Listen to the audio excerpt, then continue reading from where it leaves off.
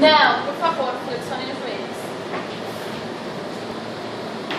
Agora façam uma extensão de torácica de modo que você até queira sentir um espaço lá atrás. Deixa sentir. Deixa sentir o espaço, faça uma extensão. Isso. Coloca a mão lá na frente da costela. Agora faça uma flexão.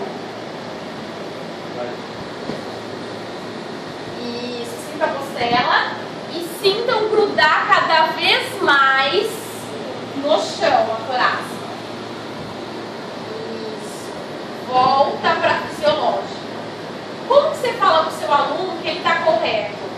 Por exemplo, ele deita e aí você diz assim: ah, você grudou a toda, está grudada essa parte do meio? Então é aí. É isso? Porque a torácica, como a gente está vendo no vídeo aqui, ela é ao contrário. A curva não é côncava, é convexa.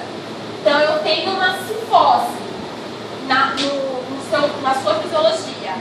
Como que você sabe se o aluno está correto ou não?